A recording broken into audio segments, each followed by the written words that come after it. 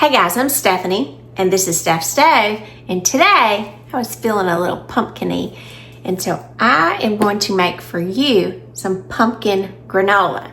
Now, most of us love granola, but when we add the wonderful fall flavors and our pumpkin to it, delicious. So, let me show you how to do it. All right, as we get ready to make our pumpkin granola, first thing we're gonna do, we're gonna preheat our oven to 300 degrees. And let that get preheating. Now we're going to be mixing this in two separate bowls here. So I'm using my large, I apologize it's so bright, my stainless steel mixing bowls. And we are going to use a great combination. We're going to use a lot of combinations of flavors here that's going to make this even more yummy. For our first mixture, we are going to be using old-fashioned oats. You're going to need 3.5 cups of old-fashioned oats. I'm just going to kind of loosely measure this. That was 3. I'll change to my half-cup measure. And again, some is popping out, but that's okay. That's just fine. All right, so for our oats, got 3.5 cups. Get all that out of our old-fashioned oats. Now, I like to add lots of nuts to this. You can add one particular kind of nuts, but I like a little medley of nuts in there. I think it makes it so much better. So, for this, and for each one of the nuts that I'm gonna add half a cup. If you chose just one particular nut to add that maybe that was your family's favorite, do 2 cups. Okay, but for each one, so I'm gonna start off with Pepitas, which if you're not familiar with what these are pumpkin seed kernels, and the ones that I'm using are roasted and salted. All right, so it's a half a cup of our Pepitas. And next, I'm going to use half a cup of slivered almonds. So it's got lots of crunch and flavor in here. Then I'm going to use half a cup of walnuts. Now my walnuts have halves and pieces that'll give us a lot of good texture. But again, remember I'm using that half cup measure for everything. Oops, I dropped these. That's what that loud noise was. But I caught it. And I'm gonna be using my pecans. I'm using my Pecan Pantry pecans, which I absolutely love. Now these are the pieces because I want them all about the same. So it's half a cup of pecans. Now for this mixture, you just want to kind of loosely mix it to incorporate everything. If you see some of these that are a little larger, like here's one of the walnuts that was a little bit larger, maybe you want to break it in half. If you want them whole like that, it's fine. Again, you have lots of options here that you can customize it according to your likes or your family's likes. You could add pistachios to this, macadamia nuts, all kind of nuts, whichever ones are your favorites. Break those up, those are a little large. All right, so that's our first mixture here. You'll see our oats and our nuts. So we are gonna set that to the side.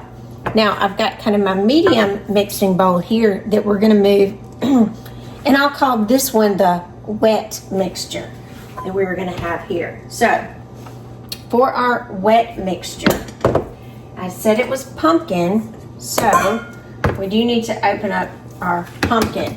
This mixture does not, my wet mixture does not contain oil, and you'll see that everything that I'm adding will provide the nice moisture to it, but without the need for adding any kind of oil of any nature. All right, got this open. If you've never seen this, I love this can opener. I know you may have seen me use it. It doesn't open this way. It opens around the edge, so it's not sharp at all. Absolutely love it. Love it. Now, for our pumpkin, this is a 15-ounce can. We're going to use half of the can. Now, just guesstimate where you think half looks like and put it in there. And the good thing about my can opener, I can put the lid back on it and put this in the refrigerator and use it later. I like that option with it as well. Ooh, that pretty pumpkin. And make sure that you're using pumpkin puree that is 100% pumpkin, not pumpkin pie filling. That's something completely different. All right, next thing that we're going to add, we do need a little bit, we're going to add a few sweeteners in here. And I'm just spraying this, run my finger around quickly. I'm going to be using honey for this. Now, this is a local honey that I've got. This honey came from Homerville, Georgia, which is not far from where I am. Oh, and it was tight on there. Now, look at that pretty honeycomb in there. Oh, isn't that pretty? You're going to use 1/4 of a cup of honey. Now, if you don't want to use honey, or maybe you don't like honey, it will add a really sweet, very distinctive taste to it.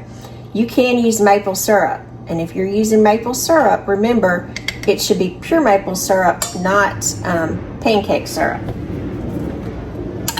Make sure it's the real thing for this. And I did spray this so I could get all of my honey out. And you can see it came out clean, which is exactly what I was looking for.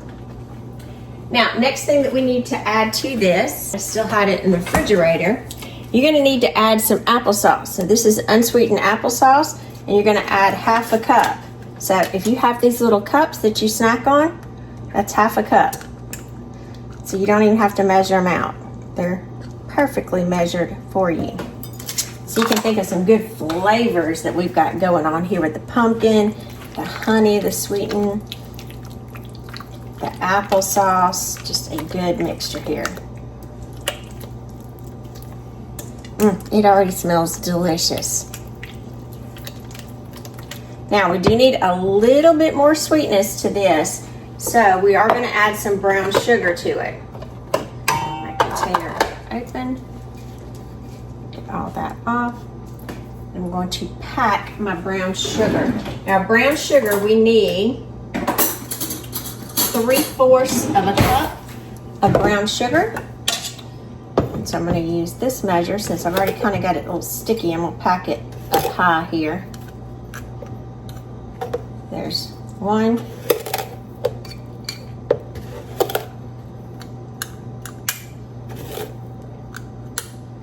2. Oop, our oven's up to temperature. So our timing is perfect. 3. So we got 3/4 of a cup of light brown sugar. And if you only had dark brown sugar, no harm, no foul with this one. You can definitely use that. We'll use the whisk for this. Whisk this together. We've already got some pumpkin pie vibes going on here. You just want to whisk it till you can dissolve. Look how pretty that is. Isn't that pretty? Dissolve that brown sugar and get that honey mixed up in there. All right, perfect. Now the next thing we need to do is add a little bit of vanilla. Just want some good vanilla extract in here. I'm going to shake mine just a tad. And you want 1 teaspoon of vanilla extract. Told you we're going to have some good flavors in here. Whisk that together. And then we want our seasonings.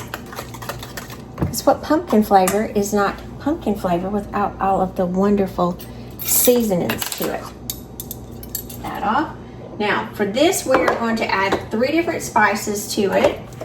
The first one we're going to add, and this is one of my homemade versions, and if you want to know how to do this, I'll do a link, but this is pumpkin pie spice. You want a tablespoon of pumpkin pie spice.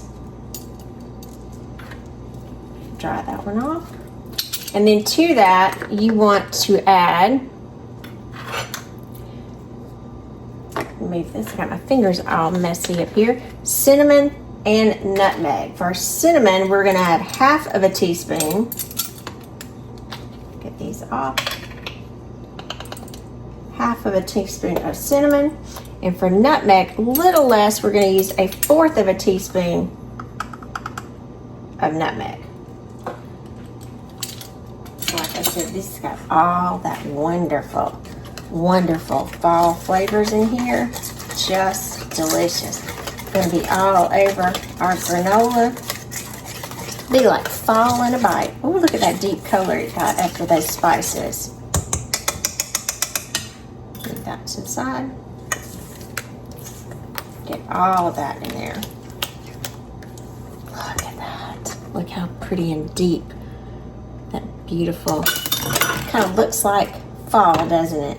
All right, make me some space here. Now we're gonna move back to our oats, and we're gonna take our wet pumpkin mixture. We're gonna add it to our oats. And this is, like I said, there's no oil in here, so our pumpkin is providing the moisture. The honey is providing the moisture. The applesauce is providing the moisture. There's no oil needed. And all of these are very healthy ingredients, natural, that we're adding to this. So now we need to very gently combine all of our ingredients to be sure that the oats and the nuts are nicely coated. So just kind of go around loosely.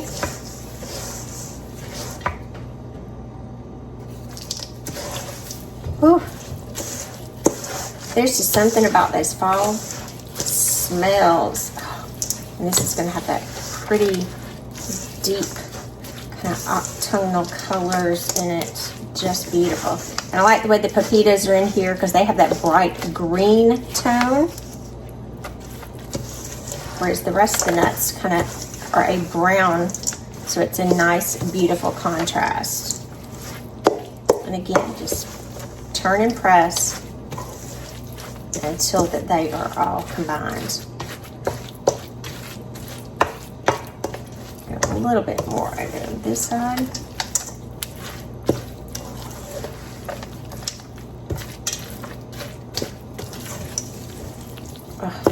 Little dry patch there, so again, just continue to turn and press so that you get all of the areas coated. Make sure you don't have any dry patches.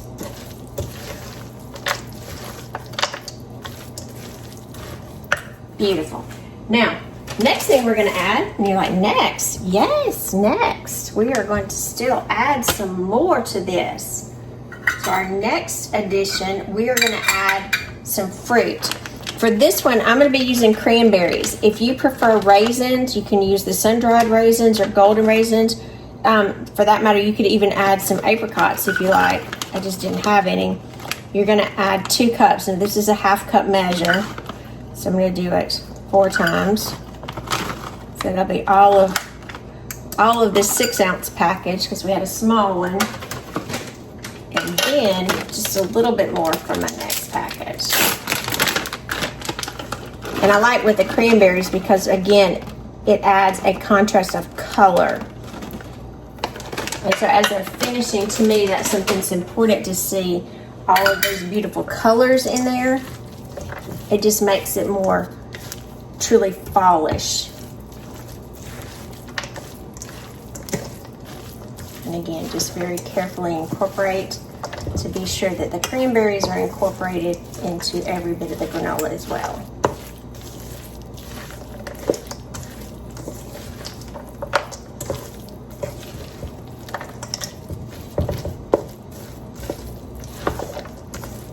Look at that. Isn't that pretty?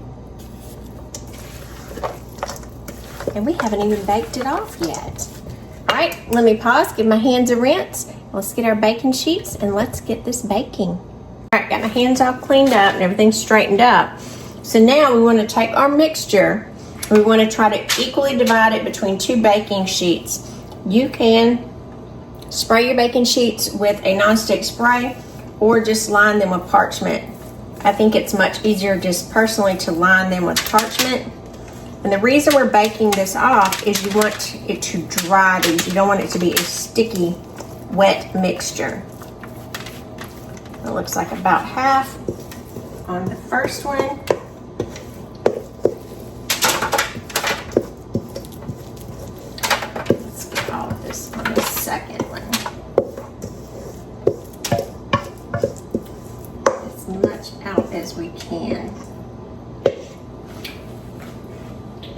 after this is out, I'm going to take my hand because they're nice and clean.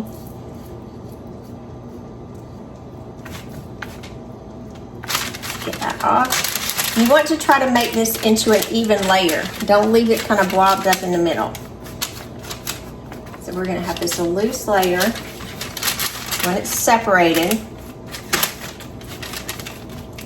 if you feel like you have a little bit too much on one pan, add it to the other one. But again, you want it kind of separated on the pan. That looks good. Let's move that one to the side. Get pan number 2 over here. If you've got any kind of that are clumped together, try to break those apart. I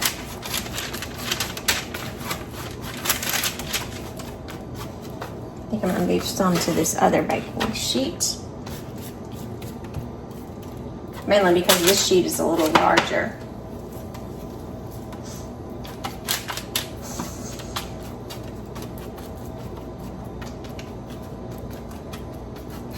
Little clumps there. All right. Got that all in there. That looks amazing. Now, our oven is up to temperature, and if you missed, that was up to 300 degrees. We're going to put this in the oven, and we're going to go ahead and bake it, and then we are going to stop about every 15 minutes and kind of turn and rotate the granola to be sure that all edges of it get cooked thoroughly. So, let's get it in the oven. Here we go. And I adjusted my oven rack, so I'll have plenty of room for both pans. Let's get one on the bottom rack. Get that one shoved in. Put this one that has the most on the top rack. Get that turned in. And again, I said we're going to bake this. This is going to bake in total for about 45 minutes, but every 15 minutes, we're going to flip it. So I'm going to set my first timer for 15 minutes, check it, and we'll do it 3 times through the process until it's nice and completely baked. See you back in a few minutes. All right, our first 15 minutes is passed. All right, it's been 15 more minutes. All right, our granola has been baking for a total of 45 minutes. Look at that. So now we want to bring it out and set it on a wired cooling rack. Look at that. Look at that. Just gorgeous. Because we have 2 pans, make sure you have 2 cooling racks ready for everything. I'm going to give it just another little stir, or kind of little twist here, because I do want it to loosen, and it is much, you can see much drier here. So it's, whereas before it was sticking together because we still had a lot of moisture in it, this is much drier at this point. Now we're going to leave it on the baking rack. I'm actually going to put just a little bit on this one as well. Kind of even them out just a little bit. We're going to let this cool completely. Once it cools completely, we're going to transfer it to a storage container. And of course, we're going to give this good stuff a taste. It smells amazing. Amazing. I'm Stephanie, and this has been Steph's Stove, where today we made this. I wish you could smell it. This wonderful pumpkin granola. Look at that handful. Just amazing. And the taste, the smell. Delish. If you like granola, all those textures from the different kinds of nuts in there, and the pretty cranberries, just delicious. Now this is good to snack on alone, or if you want to add it on top of some vanilla Greek yogurt, that's delicious. Love it. So once it completely cools, and mine is almost completely cool, go ahead and transfer it into an airtight container. And I'm going to be using these type containers for it.